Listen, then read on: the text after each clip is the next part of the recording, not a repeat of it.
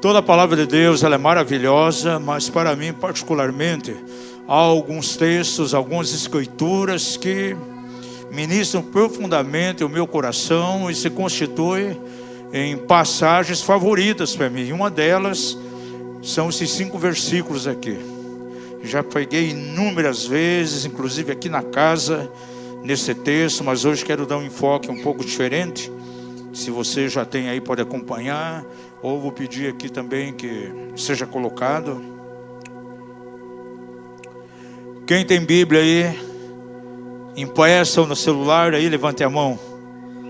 Então, você que tem pode acompanhar, os demais já está bem facilitado, você pode acompanhar aqui na projeção. A palavra do Senhor diz assim: regozijai-vos sempre no Senhor. E outra vez digo, regozijai-vos. Seja a vossa moderação conhecida de todos os homens. Perto está o Senhor.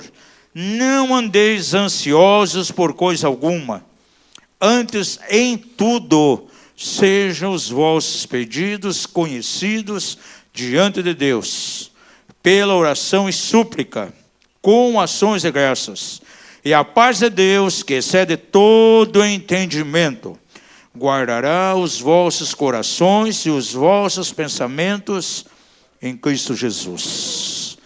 Amém. Feche os olhos, coloque a tua mão em teu coração e vamos orar.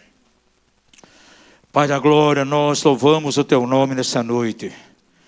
Queremos bendizer a ti pela atmosfera do teu Espírito aqui nesse lugar. De uma maneira tão clara, tão tangível, podemos não somente ver, mas experimentar, ser tocados pela unção do teu Espírito. Que o teu rio continue fluindo sobre os corações nesse momento. Que a tua palavra, Pai, tenha livre curso e venha atingir cada coração. Libera, Senhor, uma medida de revelação sobre cada vida aqui nessa noite. A tua palavra é viva e eficaz. Ela é mais cortante, ó Pai, que uma espada de 2 gumes. E tem a capacidade, Senhor, de provocar uma distinção, uma divisão entre a nossa alma e o nosso espírito.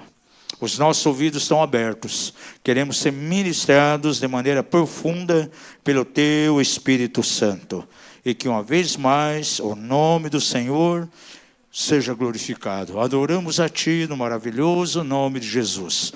Aquelas pessoas que estão em casa também conectadas, aqueles que vão assistir posteriormente, Senhor, essa ministração. Que o Espírito Santo venha testificar também no coração deles essa palavra que está sendo pregada. E sejam alcançados, sejam ministrados. Em nome de Jesus nós oramos. Amém e amém. Eu quero introduzir a palavra dessa noite com uma pergunta. E que isso possa cair profundamente em teu coração. Quando nós estudamos a palavra de Deus, qual é a orientação que mais encontramos na palavra de Deus? Qual é o mandado do Senhor que sobressai de uma maneira tão forte? Possa considerar como sendo até um mandamento do Senhor. Se você ler a palavra de Deus, de Gênesis até Apocalipse, você vai ver que por mais de 300 vezes Deus fala algo. 2 palavrinhas, mas que tem um sentido profundo nos nossos corações. Não temas.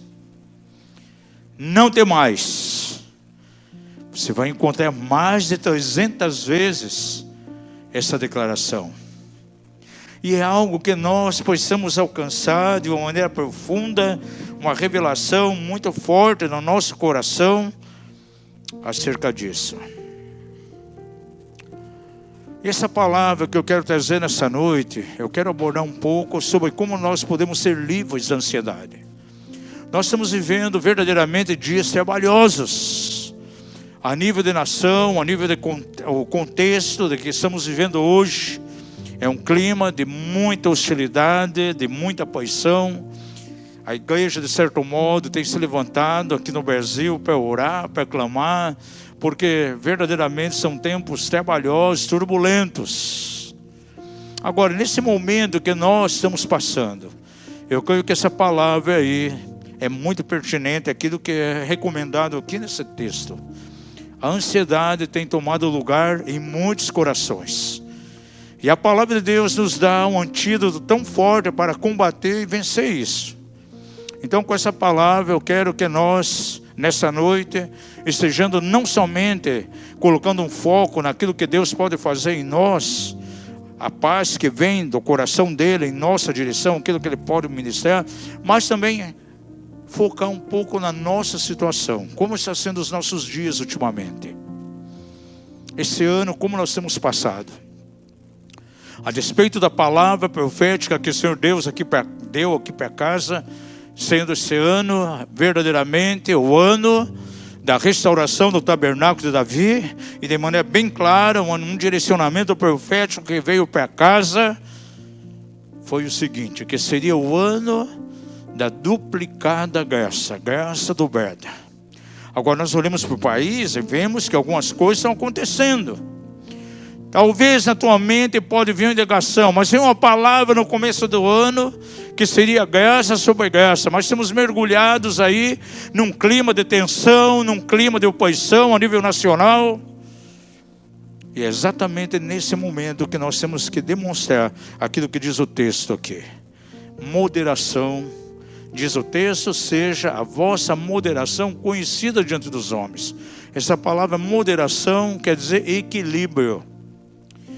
E nós vemos que a palavra de Deus nos dá todos os recursos para não vivermos mergulhados dentro da ansiedade.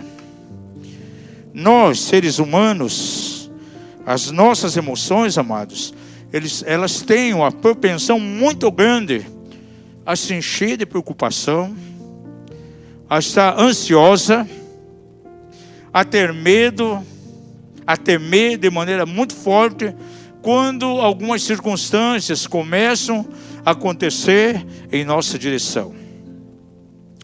Eu vejo que Satanás, ele usa todas essas situações para que nós venhamos a sair do foco. E aquela experiência tão maravilhosa que nós encontramos na palavra de Deus lá em Mateus capítulo 11, quando diz que Jesus, ele veio para nos trazer paz e descanso, o diabo consegue roubar, tirar de nós essa profunda revelação. Por favor, veja lá em Mateus 11, texto bem conhecido nosso, verso 28. Vinde a mim todos que estáis cansados e oprimidos, e eu vos aliviarei. Diga ao seu vizinho, o Senhor pode trazer alívio em meio à tua ansiedade. Agora, Satanás, ele quer roubar essa experiência, levando você a colocar um foco, colocar a tua visão, os teus olhos, exatamente naquilo que está acontecendo. E aí vem a preocupação. Quem é preocupação? É preocupar. E a tática de Satanás é o seguinte: é levar você, muitas vezes, não somente a ficar enfocado naquilo que está acontecendo, mas Satanás quer carregar o teu coração de preocupação. Você começa a imaginar, além daquilo que está acontecendo, aquilo que pode acontecer.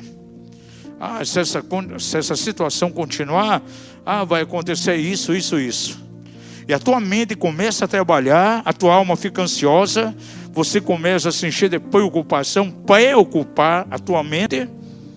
Você começa a fazer conjecturas daquilo que pode acontecer, a tua alma fica ansiosa, você se enche de suposições daquilo que pode acontecer, e talvez é algo que nunca vai acontecer verdadeiramente. Mas você está temendo, amedrontado com coisas que você acha que vai acontecer, que você supõe que poderá acontecer. E assim o diabo vai conseguindo carregar os corações de um nível tão alto de ansiedade. E as pessoas andam, nossos dias, completamente ansiosas. E uma das coisas que precisamos de maneira tão profunda experimentar nos dias que nós estamos vivendo é o alívio, o descanso que vem do coração de Deus em nossa direção. Se nós estamos oprimidos, cansados, naturalmente, pelo trabalho, pelo exercício, as coisas do nosso trabalho que nos sobrecarregam, é muito fácil. Uma boa noite de sono, você consegue resolver isso. Mas o cansaço que está intrínseco, lá registrado na alma, é completamente diferente. Somente o príncipe da paz é que pode verdadeiramente resolver essa situação. Interessante, há pessoas que muitas vezes andam num cansaço espiritual violento. Aí nós ouvimos a boca dela: eu preciso tirar um bom período de férias. Eu acho que vai fazer bem para mim. Aí vai, pega lá 30 dias de férias, viaja, vai para a praia, para o interior, vai lá, pega um bom resort, descansa, aparentemente. No entanto, quando volta, muitas vezes está mais cansado do que foi. Por que já aconteceu isso? De repente você tirar uma semana de descanso, supostamente para um lugar, não, vou desligar, vou descansar. E voltou de lá mais cansado do que foi. Há muitas pessoas que acontece isso. Aí ela precisa tirar férias das férias. Porque é uma situação completamente espiritual. O coração dela está cheio de temor, cheio de ansiedade. E nos dias que nós estamos vivendo, muitas pessoas estão vivendo exatamente dessa maneira.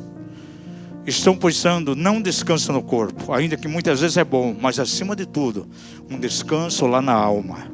Um descanso nas suas emoções.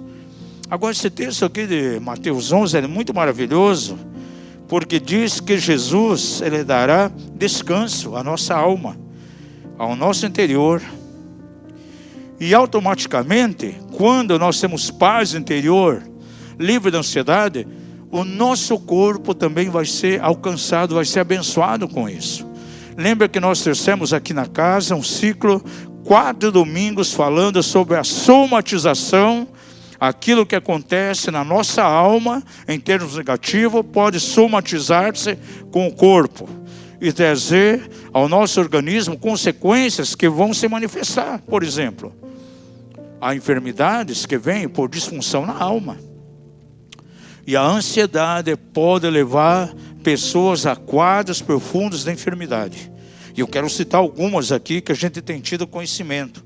São pessoas que buscam oração por cura e, na verdade, o que eles estão precisando é que algo aconteça na alma. Que a alma dele, o coração dele, o seu interior sejam profundamente ministrados pela paz que Jesus dá. Diga ao seu vizinho: Jesus é tua paz. E Ele pode colocar em ordem as tuas emoções, o teu mundo interior. Por isso Jesus fala aqui, Deus fala na sua palavra, Gênesis, Apocalipse: não temais. Porque verdadeiramente, amados, o medo tem sido um grande roubador do descanso que nós possamos experimentar. E eu reconheço em nossos dias que a ansiedade se tornou uma verdadeira epidemia emocional, principalmente depois da pandemia. A gente pode considerar a Igreja do Senhor antes e depois da pandemia. Eu estava vendo uma estatística do Instituto Barna, nos Estados Unidos. Eu fiquei impressionado em ver o número de pessoas que entraram para um degredo violento, ou seja, se afastando de dentro da igreja. São pessoas que deixaram de congregar. Há muitos cristãos evangélicos que estão se convertendo, sabe para onde? Para o catolicismo. Fiquei impressionado, dias atrás, vi uma ministra de louvor. Se agora encontrei o caminho certo, eu me converti, saí da igreja protestante, não sou mais evangélico, eu sou católica. E mais impressionante ver pessoas saindo de círculos cristãos, círculos evangélicos, indo participar do espiritismo, indo para macumba, para umbanda. Há muitos crentes que estão se tornando bandistas, gente. E nos Estados Unidos há uma apostasia violenta, muitas pessoas deixando de ser cristãs. A paixão tem vindo de maneira tão forte, as pessoas não conseguem experimentar, ter um relacionamento profundo com Jesus, se enche de medo, se enche de temor. Satanás consegue roubar a paz das emoções. E em nossos dias, ainda para cristãos, a ansiedade tem se tornado algo normal. Há uma normatização da ansiedade. As pessoas assimilaram isso, parece que é algo que já está arraigado à própria cultura dos nossos dias. Isso não é só aqui no Brasil, é em muitas nações. Estar ansioso parece que faz parte da cultura hoje. E as pessoas estão vivendo assim. Na nossa vida cristã, aquilo que eu posso chamar da doutrina da exceção. Sabe o que é a doutrina da exceção? Pergunta ao seu vizinho: você quer saber o que é a doutrina da exceção? Eu vou explicar como isso funciona. Você vê as pessoas que não conhecem a Deus, sobre elas vem paixão, aquilo que está acontecendo a nível de país, as situações que as cercam, aquilo que elas estão vivenciando hoje. E elas têm uma reação totalmente negativa diante disso. São sucessões de fatos, de situações que ela não consegue lidar com elas, não consegue manejar. E para elas, viver ansiosa, cheia de temor, é normal. É uma normatização. No entanto, ainda que eles vivam dessa maneira, para um filho, uma filha de Deus tem que ser diferente. Existe a doutrina de exceção. Isso pode acontecer, exceto conosco. Podemos passar pelas mesmas experiências, as mesmas paixões, as mesmas situações que eles estão passando. Contudo, existe uma exceção. O nosso comportamento não deve ser idêntico deles. As nossas reações, os sentimentos, as emoções nossas não podem ser abaladas como as deles estão sendo abaladas. Porque conosco é diferente. Nós temos um Deus Todo-Poderoso que conhece todas as coisas e pode trazer um equilíbrio às nossas emoções. Diga ao seu vizinho: existe a doutrina da exceção. E você, como filho de Deus, não pode viver dessa maneira. Ainda que eles vivam dessa forma, conosco é diferente. Ah, apóstolo, nós somos melhores que eles. Não somos melhores. Ah, apóstolo, conosco não acontece as coisas que acontecem com eles. Ah, nós nunca vamos passar pela situação que eles passam. Não, virá sobre nós. Jesus declarou: no mundo tereis aflições. Vamos passar por isso. No entanto, o nosso comportamento tem que ser diferente. Se as pessoas estão sendo abaladas, nós não podemos ser abalados de maneira nenhuma. É o que esse texto aqui propõe a nós de uma maneira muito clara. Ainda que a ansiedade está tão ligada à cultura dos nossos dias, ainda que para muita gente a ansiedade se torna algo normal, isso não pode representar a mesma coisa para nós. Porque a palavra do Senhor é tão clara quando diz aqui: por nada estejais ansiosos. Vamos ao texto aqui. Eu quero enfocar algumas coisas muito importantes que estão registradas aqui nessa carta de Paulo à igreja de Filipos. A cidade de Filipos, lá no norte da Grécia, o evangelho chegou até ali. Você conhece como o evangelho chegou. Lá em Atos 16 mostra, uma guerra espiritual na qual Paulo se envolveu, quando um espírito maligno saiu de uma menina que era pitonisa. Ela dava grande lucro aos seus senhores. O evangelho chegou ali na casa de Lídia. Então surgiu uma igreja ali maravilhosa em Filipos. Só que no decorrer do tempo, essa igreja começou a passar por um tempo profundo de perseguição. Era um clima de muita hostilidade, muito hostil. E aqueles irmãos começaram a pagar um preço por servir Jesus. Muita perseguição. A posição era violenta. E Paulo, contemplando essa situação, ele resolve escrever uma carta àquela igreja. E nessa carta ele coloca aqui de maneira tão clara essa recomendação maravilhosa. Coloca, Camila, novamente o texto lá. Filipenses 4, de 4 a 8. Ele simplesmente naquela carta diz àqueles irmãos que estavam passando por um tempo de pressão, um tempo de perseguição, corações que estavam carregados de ansiedade, ansiosos. Ele simplesmente diz assim: alegre-se sempre no Senhor. E para eles não esquecer disso, não ter amnésia, ele diz: direi novamente, direi outra vez mais, alegre-se no Senhor. Verso 5. Que a amabilidade de vocês seja conhecida por todas as pessoas. Perto está o Senhor. Eu gosto da minha tradução que diz: a vossa moderação, o vosso equilíbrio seja conhecido diante de todos. Verso 6. Não ande ansiosos por coisa alguma, mas em tudo, por meio da oração e da súplica, com ações de graças, apresente seus pedidos a Deus. E de que maneira? Com ações de graças. Verso 7. Então, como resultado, como consequência, a paz de Deus, que excede todo o entendimento, guardará o coração e os vossos pensamentos em Cristo Jesus. Verso 8. Finalmente, irmãos, pensem em tudo o que for verdadeiro, o que for digno de respeito, o que for justo, o que for puro, o que for amável, o que for de boa fama, em tudo que houver alguma virtude ou algo de louvor. Ele diz: nisso pensai.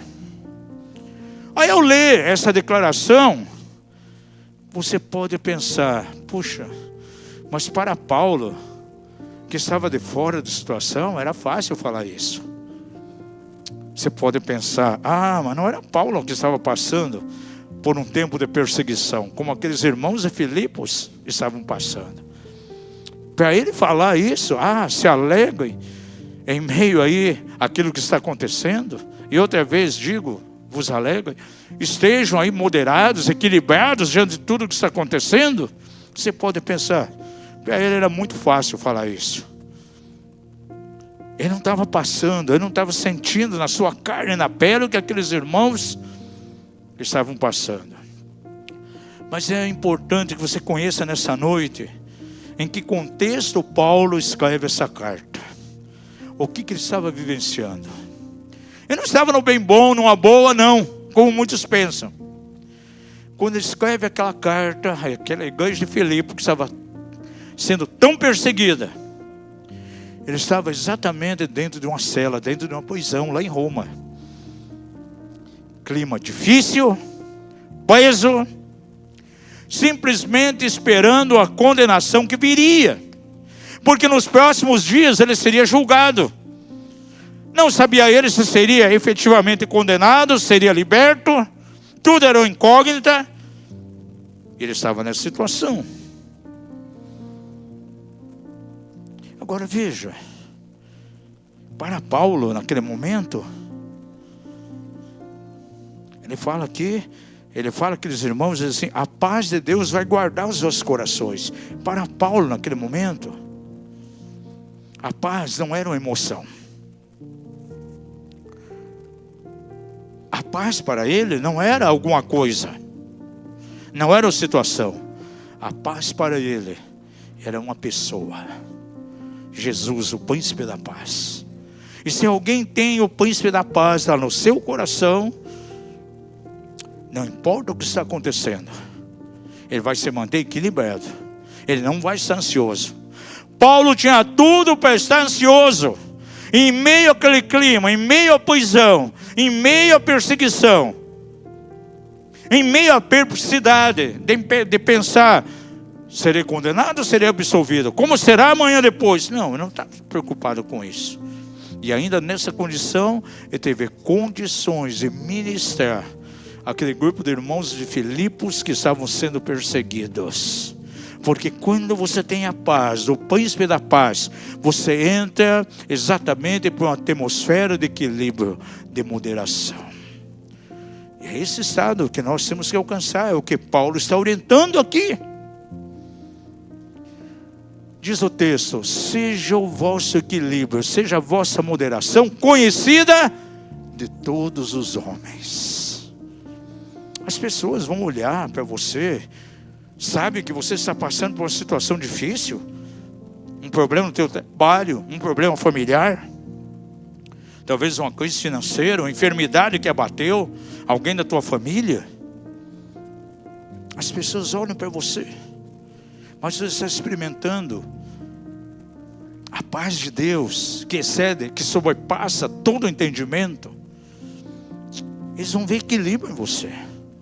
Puxa, como pode essa pessoa, passando por tudo que está passando, demonstra esse equilíbrio? Aí você tem a chance de dizer: não, o príncipe da paz está comigo. A paz não é alguma coisa, a paz não vem por uma situação, seja boa ou mal. A paz vem através daquele que habita em mim, porque Jesus é a nossa paz. E se eu tenho Ele, eu terei paz, e não andarei ansioso. É esse estado que nós precisamos alcançar, amados. Até algumas vezes a gente vai conversar com algumas pessoas, elas chegam e dizem: olha, puxa, eu estou passando por essa situação, mas eu me sinto tão em paz. Nem sei como é que eu alcanço, sei isso. Tenho que me beliscar para ver se sou eu mesmo. A profundidade, a raiz que tem com Jesus, com o príncipe da paz, dá a ele essa condição.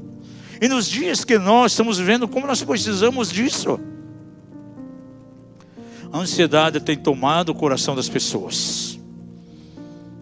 Tarifaço está aí. Empresas que trabalham com exportação estão perdendo os clientes.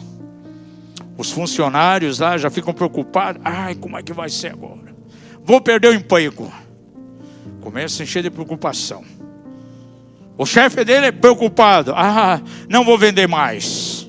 O funcionário está ansioso, o chefe é ansioso. Tem gente que vive ansiosa em como ganhar dinheiro. Luta por todos os lados. Ah, qual o ramo que eu tenho que explorar? O que eu tenho que fazer? Preciso gerar recursos. Começa a ganhar dinheiro. Só que a ansiedade continua. Estava ansiedade para achar uma forma de ganhar dinheiro. Agora tem dinheiro, está ansioso em como guardar esse dinheiro. O que eu faço com ele? O que eu aplico? Compro ações? O que eu faço? E fica ansioso.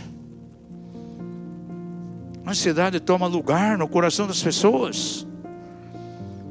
Tem gente que vê uma enfermidade no organismo dele. Muitas vezes é uma pequena coisa, mas ele olha para essa enfermidade, começa a fazer um prognóstico negativo, começa a pensar de maneira negativa. Ah, isso vai se avolumar. Puxa, isso vai se alastrar sobre o meu corpo.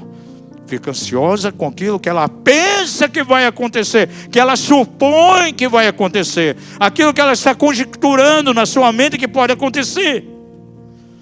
E o diabo vai tirando proveito, vai jogando mais ansiedade, preocupação. De repente a pessoa está debaixo de uma posição violenta.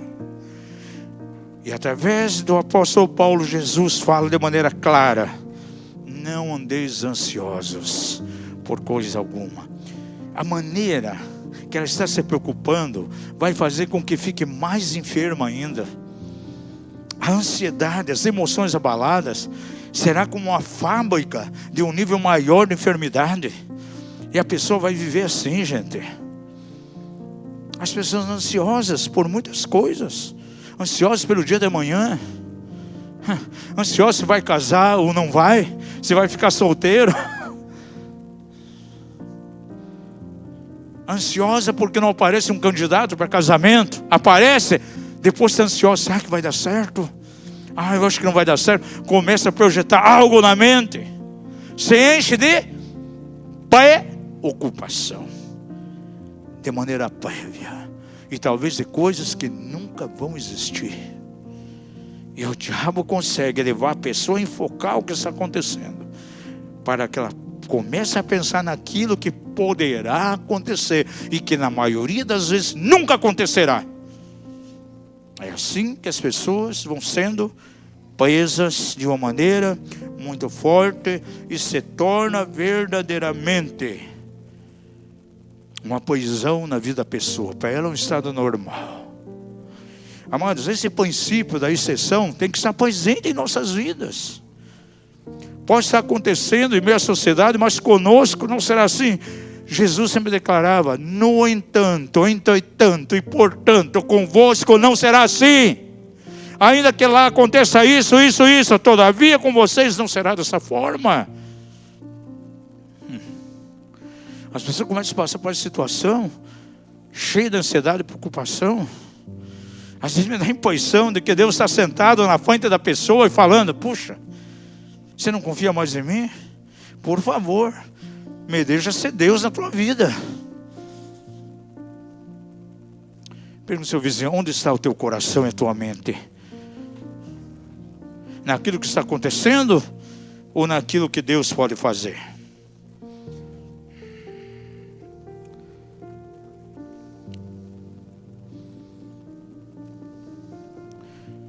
Quem está ansioso aqui por falta de dinheiro?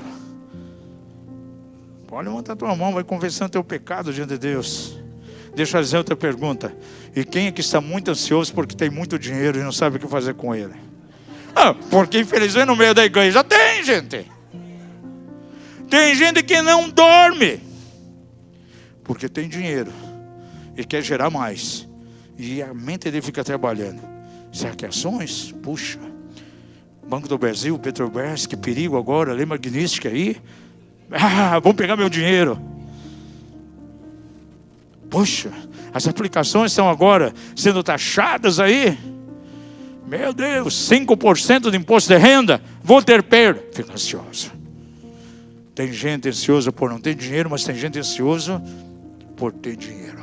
Porque a ansiedade se tornou uma normatização na vida de muitas pessoas. Diga ao seu vizinho: a ansiedade não pode ser algo normal em tua vida.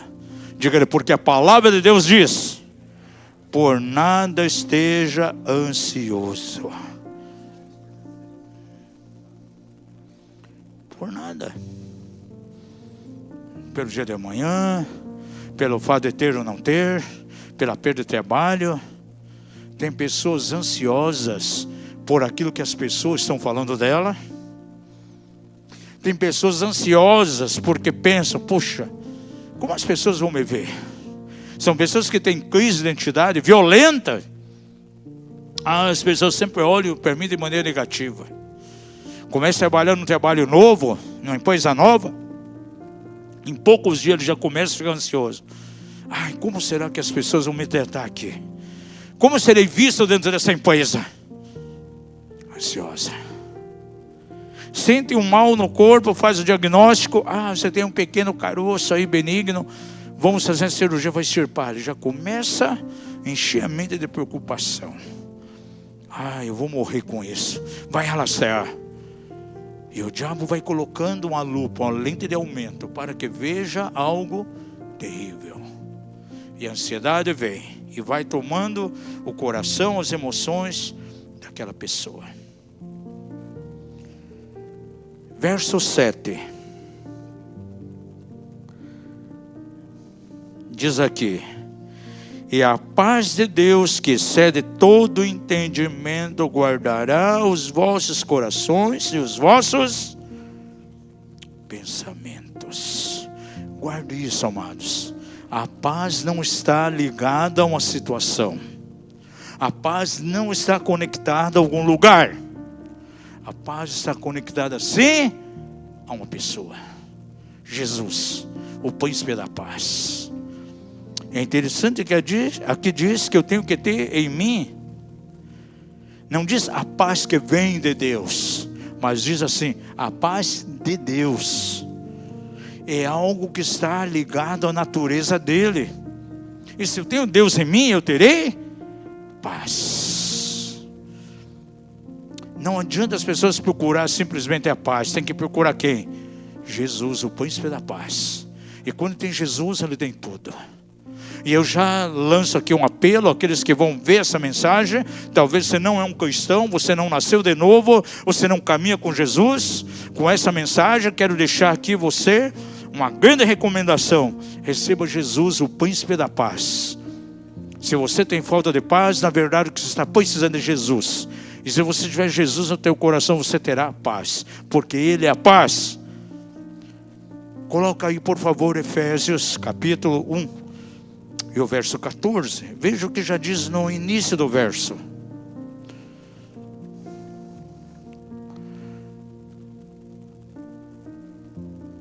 Essa versão aqui não é legal. A minha tradução começa dizendo o seguinte, começa dizendo assim: porque Ele é a nossa paz. Bem diferente daqui, gente. Paulo diz, Jesus é a nossa paz. Ele não diz a paz que vem de Jesus, não. Ele é a nossa paz. E é interessante que João 14:27 diz que o mundo dá um certo tipo de paz. Coloca lá. Eu vou ler na minha versão aqui, que ela é mais forte. João 14:27 diz assim: deixo-vos a paz, a minha paz vos dou. Eu não vou lá dou como o mundo a dá. Não se turbe o vosso coração, nem se atemorize. Por esse texto, amados, eu posso entender que há dois tipos de paz. Existe uma paz que é falsa, que o mundo pode dar. Aparentemente tem um pouco de resultado, mas passageiro.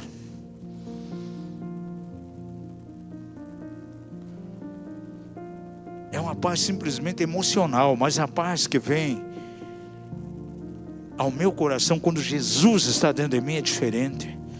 Não é uma paz sentimental, não é uma paz emocional. É uma experiência real de realidade, que é diferente. A paz que esse mundo dá, as pessoas que experimentam isso, muitas vezes faz da paz a sua própria defesa. É uma paz defensiva para se defender. Mas a paz que vem de Jesus que está em nós é diferente. É uma paz que traz proteção. Diga isso, a paz que vem de Jesus, quando Ele está em mim, me traz proteção. É o texto que diz isso. Diz ali, é a paz de Deus que ultrapassa, que transpõe todo o entendimento, fará algo muito importante. Guardará o meu coração e os meus pensamentos em Cristo Jesus. Essa palavra guardar no original é um termo militar. Nos lembra uma guarnição militar, com guardas que estão ali, montando guarda para que nenhum perigo, nenhum mal entre numa cidade. Então, Jesus em nós que traz paz, Ele monta uma guarda em volta da minha mente, dos meus sentimentos. Independente do que esteja acontecendo, eu vou viver em paz. Era o que Paulo estava vivendo, dentro de uma cela, e podendo ministrar a pessoas que estavam atribuladas lá em Filipos. Isso é um equilíbrio muito grande. Jesus, Ele é a nossa paz. E como nós precisamos experimentar isso de uma maneira tão forte nas nossas vidas, nos nossos corações. Diga ao seu vizinho, há diferentes tipos de paz, mas somente uma é verdadeira. É aquela que vem de Jesus, quando Ele está vivendo em tua vida, em teu interior.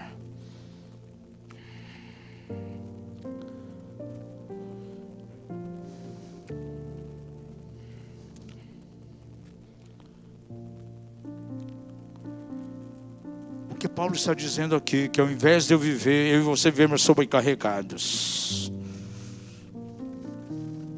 nós podemos viver em perfeita paz quando Jesus está em nós.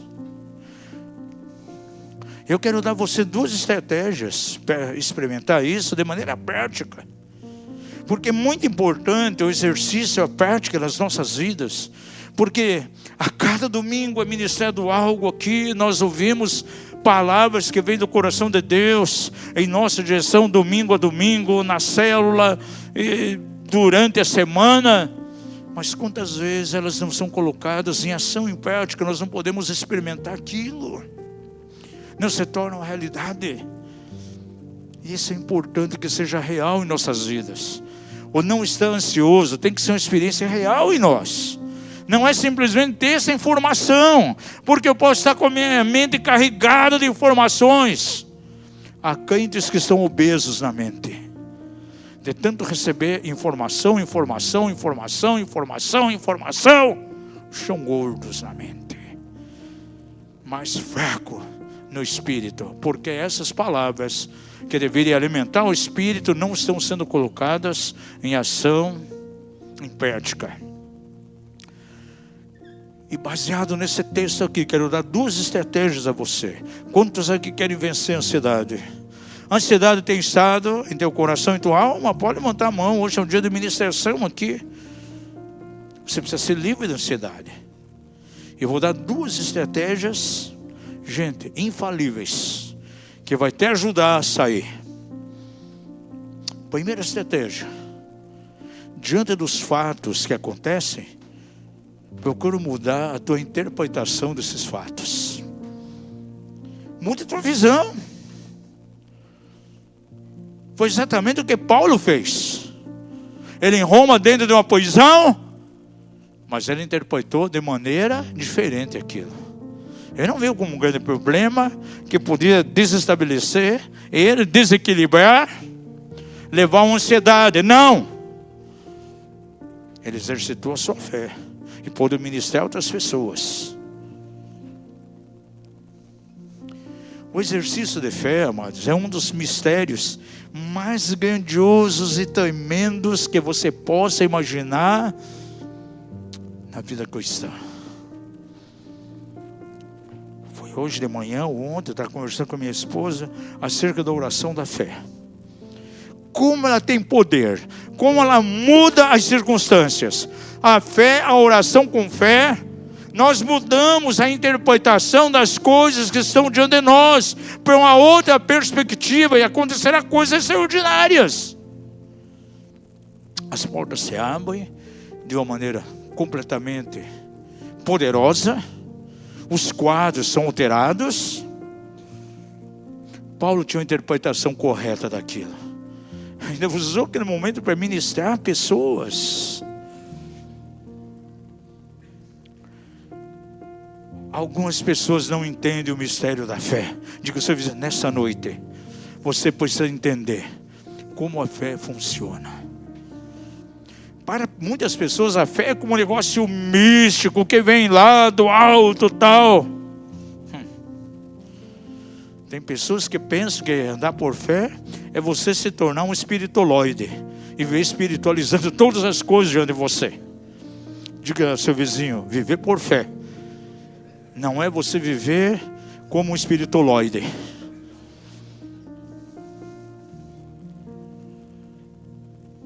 Duas coisas caminham juntas. Existe a realidade que nós vivemos e existe o exercício de fé. Porque algumas pessoas pensam que a fé, os espiritoloides acham que a fé é algo muito místico e que a realidade não existe. Não, você vive por fé. É aqueles que pregam que na vida cristã tudo é mar de rosa. Ele não vai ter enfermidade, não vai ter coisa financeira. Não, você vive por fé, você nunca vai ter isso na vida. A fé, amados, é diferente. A fé me leva a ver a realidade que eu estou passando.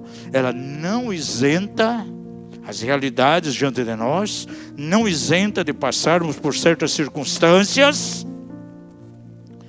Mas a fé determina o seguinte: ela é tão poderosa que ela pode mudar aquela realidade. Diga comigo: a fé, ela pode mudar a realidade. As realidades não podem alterar a fé, gente. Mas a fé pode alterar a realidade que eu estou vivendo. Isso é algo extraordinário. É uma verdade que tem que explodir no nosso coração, no nosso espírito. Aí você vai vencer toda a situação. A fé não isenta você de passar por enfermidade. Mas a fé determina que você pode sair daquela realidade e ser completamente curado. E até mesmo para a fé funcionar, ela precisa de uma realidade. Como você vai buscar um milagre se você não precisa dele? Como você vai ter um milagre na tua área financeira se você não está passando numa coisa financeira? Como você vai precisar exercitar a fé para ter cura no teu corpo se você não está passando por algum mal? Levanta a tua mão e diga isso. Para a fé funcionar, tem que haver uma realidade. Porém a fé está acima da realidade. E a fé jamais vai ser afetada pela realidade. Mas a realidade pode afetar a fé e mudar.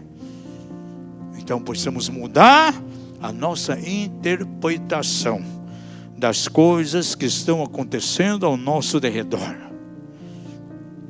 E se eu não tenho aplicado na minha vida esse princípio, eu vou focar o problema, a minha mente vai trabalhar, eu vou fazer conjecturas, eu vou fazer suposições do que pode estar acontecendo amanhã e depois.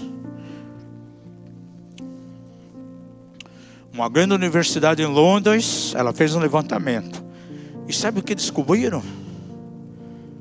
Que a maioria das enfermidades, elas vêm por causa da ansiedade. Diz nesse estudo dessa universidade que uma das principais causas de câncer é a ansiedade. Problemas estomacais, problemas renais, problemas cardiovasculares, vêm de ansiedade. Enfermidades autoimunes vêm pelo excesso de medo no coração da pessoa, motivado por preocupações e coisas que podem acontecer. E esse estudo dessa universidade foi publicado, gente.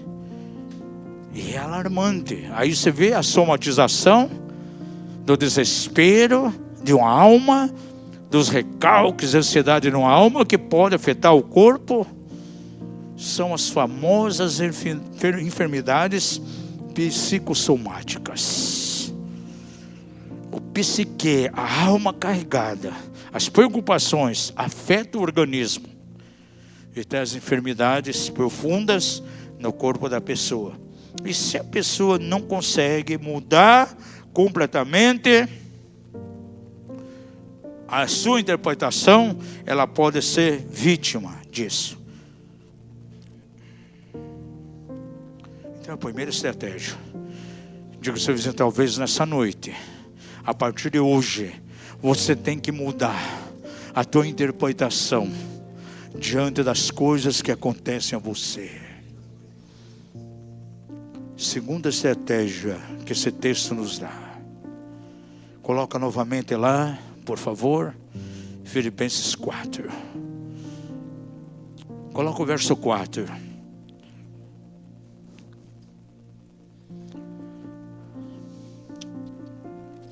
Verso 4. Regozijai-vos sempre no Senhor. Outra vez digo, regozijai-vos. Eu gosto da minha tradução que diz, alegrai-vos. E parece que nós nos esquecemos. E ele diz, outra vez vos digo, regozijai-vos, alegrai-vos. Isso fala de uma vida de louvor. E ele coloca uma segunda coisa aqui. Diz que antes de qualquer coisa, quando vem uma necessidade, quando vem alguma coisa para me afligir, antes de tudo, Quando vem a coisa financeira, antes de você pedir um aumento do cheque especial lá no banco, antes de ir atrás de um agiota, antes de emprestar dinheiro de alguém, o que você tem que fazer? Antes de tudo, seja conhecido as suas petições diante de quem? O que diz o texto lá? Coloca o versículo. Antes de tudo. Mais adiante, Camila. Para frente.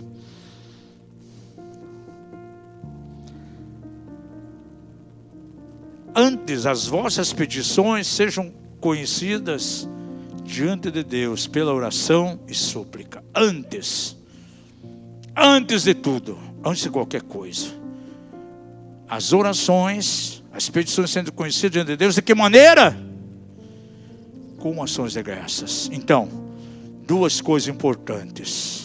Segunda estratégia para você: uma disciplina espiritual no dia a dia baseada em uma vida de louvor e uma vida de ações de graças. Não espere a cura vir, não espere a porta ser aberta, não espere o problema ser resolvido, pede graças, louvar a Deus, não. É em meio à situação. Lá em Atos 16, Paulo e Silas estavam presos numa prisão. E diz a palavra que à meia-noite o que eles fizeram? Levantaram louvor a Deus, louvavam a Deus. O louvor liberta, o louvor quebra as cadeias. Mas eu tenho que demonstrar esse louvor, essas ações de graça diante do Senhor, em meio àquilo que eu estou passando. Não esperar as coisas ser resolvidas para depois dar uma vida de louvor, ações de graça. Não! É em meio a essa situação. Ainda que a figueira não floresça, ainda que no curral não haja mais vacas, as ovelhas sejam arrebatadas da manada, o produto da oliveira minta, contudo eu me alegrarei no Senhor, e Ele me fará andar pelos seus caminhos altos, terei uma vida transcendental, a paz que transcende, que ultrapassa todos os limites, estará em mim, montando guarda no meu coração, e eu vou ter uma vida equilibrada. Levante uma das mãos e diga: louvor e ações de graça. Isso tem que ser uma disciplina para você. Sabe por quê? O Salmo 22, versículo 3 diz: o Senhor habita onde? No meio dos louvores. Deixa eu perguntar algo a você. Deus está presente em todas as partes, em todos os lugares, sim ou não? Pergunta ao seu vizinho: Deus está presente em todos os lugares, sim ou não? Está ou não está? Quem acha que Ele está, levante a mão. Claro que está. Ele é onipresente. Está em todo lugar. A sua presença enche toda a terra. Nesse momento Ele está em todas as partes, em todo lugar, inclusive aqui. Agora eu pergunto a você: ainda que Ele está em todos os lugares, Ele é onipresente, Ele se manifesta em todos os lugares? Não. Onipresença é uma coisa, manifestação é outra. Aonde Ele se manifesta? Onde é dado lugar, através de louvores e ações de graça. Por isso Ele diz aqui: eu habito em meio aos louvores do meu povo. Se não tiver louvor e ações de graça, não se faz presente. Nós só podemos experimentar a presença do sobrenatural de Deus, seus atributos, o seu amor, a sua bondade, a sua presença, a sua misericórdia, quando Ele se faz presente, quando Ele está manifesto. Diga comigo: manifestação é totalmente diferente de onipresença. Por isso diz ali: perto está o Senhor. Onde não há ações de graça e a ansiedade está tomando os corações, com certeza Ele não está perto.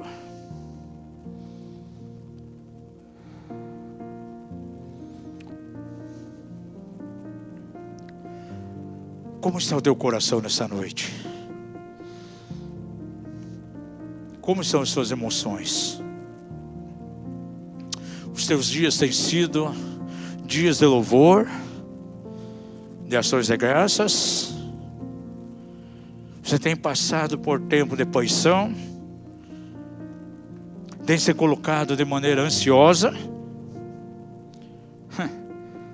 Os adeptos da PNL, do Programa de Neurolinguística, acham que com boas sessões da PNL vai resolver a ansiedade. Eu sou um dos pregadores que mais combate o PNL. Os obreiros aqui da casa, muito tempo atrás, preparei um estudo aí, e nós trabalhamos muito acerca de PNL, o Programa de Neurolinguística.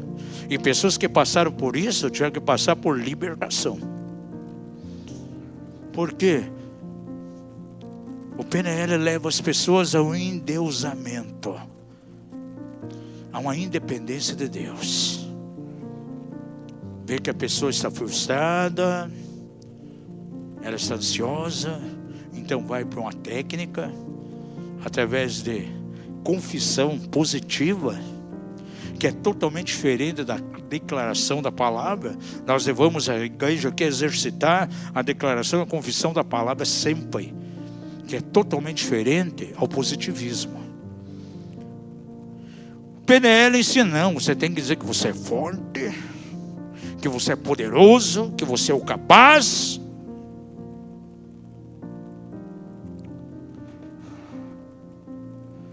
Diz ao seu vizinho, você não é forte. Mas há na tua vida alguém que é forte, com um F maiúsculo, Jesus. E Paulo reconheceu isso quando disse, eu posso todas as coisas, aleluia, naquele, não nesse próprio.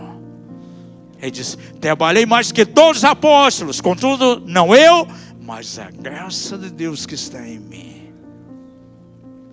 O forte, com F maiúscula, que está dentro de nós. E é Ele que me fortalece. Ah, eu venço o diabo, eu venço todos os demônios. Eu sou poderoso. O super crente, aleluia. Gente, não existe super crente. Diga ao seu vizinho, jamais você vai ser um super crente. Mas diga ele, ainda que você não é um super crente,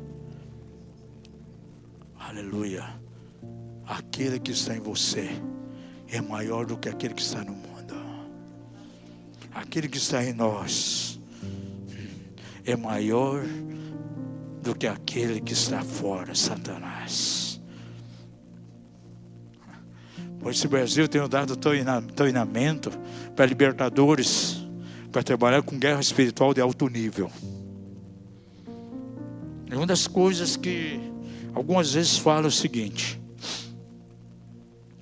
tem mais de 30 anos envolvido com guerra espiritual de alto nível.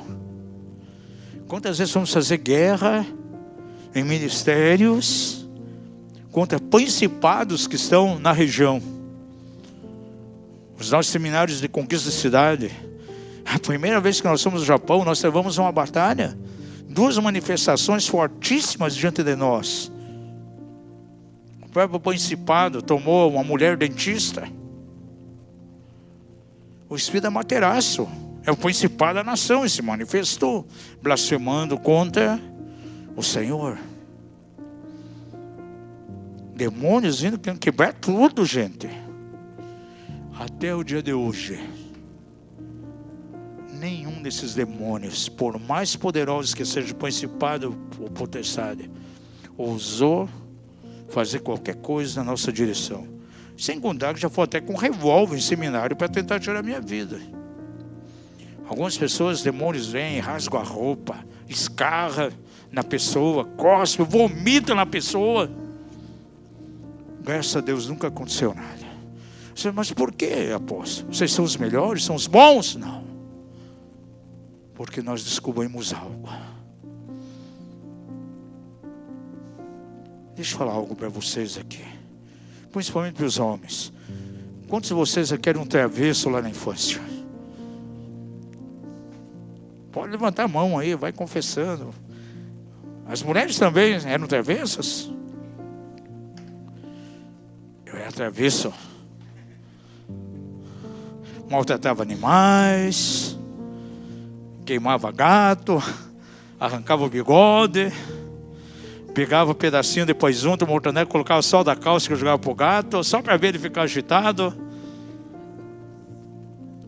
Gostava de jogar pedra nos outros.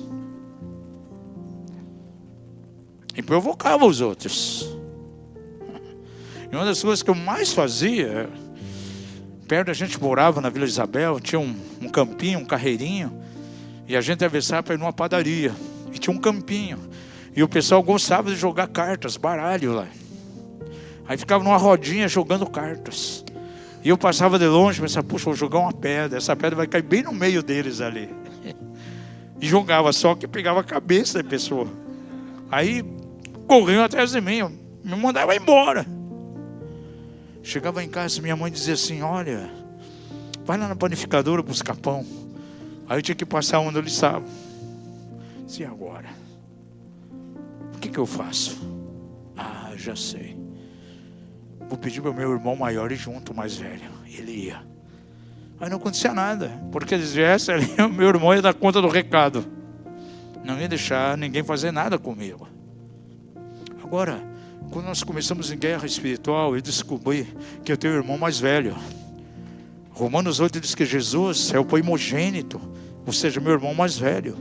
Então eu não vou numa guerra na minha força.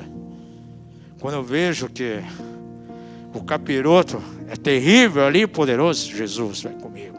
Você é meu irmão mais velho, é o primogênito. E nós vencemos, não por mim, mas por Ele, porque Ele é um guerreiro poderoso. E Ele está em mim. E quem faz a obra é Ele, não eu. Por isso os demônios não nos tocam. Sabe por quê? Há uma blindagem espiritual. Jesus, o irmão mais velho, está ali. Como ninguém fazia nada comigo na época, meu irmão mais velho protegia. Hoje eu tenho um irmão mais velho que me protege, Jesus, o primogênito entre muitos irmãos. E isso nos guarda de maneira tremenda. Digo, seu vizinho, você pode vencer na guerra, porque aquele que habita em você é mais forte do que aquele que está no mundo. Agora o PNL, ele fala que é você que é forte, e tira Jesus da jogada, e leva você a fazer declarações positivas vazias. Eu tenho que declarar a palavra do Senhor, tendo fé na direção dela. Porque se eu começo a declarar somente coisas de pensamento positivo, como a PNL diz, o diabo fica de braço cruzado e rindo e dizendo, amém, amém, é assim mesmo, amém. E a pessoa vai caindo no engano cada vez mais, e vai se enfraquecendo, porque ela não depende de Jesus, da graça de Deus que está nela. Quem sabe você tem passado por ansiedade. É interessante que a ansiedade somatiza com o nosso corpo e pode vir alguns sintomas físicos. Quantos aqui já sentiram como que um nozinho lá na barriga? Quando está na frente de alguém, diante de uma situação, a gente fica nervosa, parece que eu tive um nó na barriga. Outros são ansiosos, vem uma palpitação no coração. O coração parece que vai sair pela boca, gente. Palpitação forte no coração, um sintoma. Transpiração nas mãos, mão suando, molhada. Por quê? Porque a alma está ansiosa por algo que está acontecendo, algo que ela imagina que pode acontecer. Tem pessoas que têm falta de ar. A ansiedade traz a ela falta de ar. E aqueles que não conseguem dormir à noite, têm dificuldade para dormir, noites e noites a fio, sem poder dormir, ansiosas. Vai lá, toma calmante, toma remédio para dormir, não consegue dormir.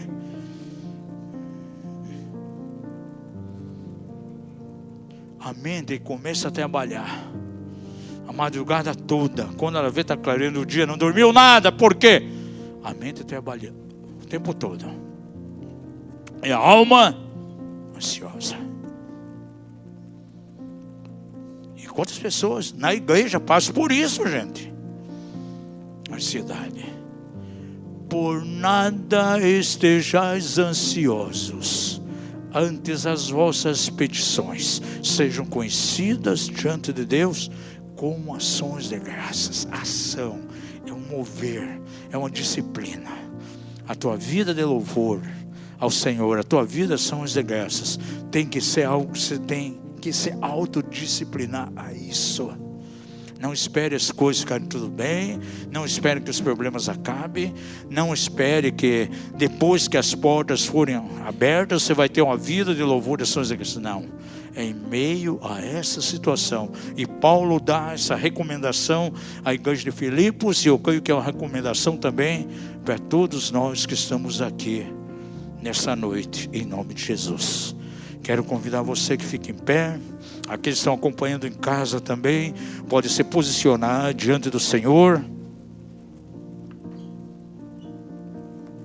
Se porventura alguém que está assistindo nesse momento não conhece Jesus ainda, que você possa se colocar na presença do Senhor nessa noite, abrir o coração, para que o Príncipe da Paz venha e encontre lugar no teu coração e passe a habitar a partir de hoje. E essa paz que excede todo entendimento vai trazer você equilíbrio, vai levar você realmente a um tempo novo, vai trazer a estabilidade. Quem sabe a enfermidade que está no teu corpo é produto aí de maneira muito forte da ansiedade. A ansiedade tem sido o fator número 1 de muitas enfermidades. Aquelas pessoas que futuramente vão assistir, você tem aí uma oportunidade muito grande. Quando estiver assistindo isso, ao terminar essa mensagem, você colocar diante do Senhor e pedir que o Senhor venha e habite no teu coração, que você receba em nome de Jesus, que vá a uma igreja séria onde é pregada a palavra de Deus e faça ali uma confissão pública, declarando que está recebendo Jesus em teu coração. Vamos levantar uma canção, depois quero orar, quero ministrar algumas vidas aqui, para que a paz do Senhor, que excede todo entendimento, seja real na tua vida.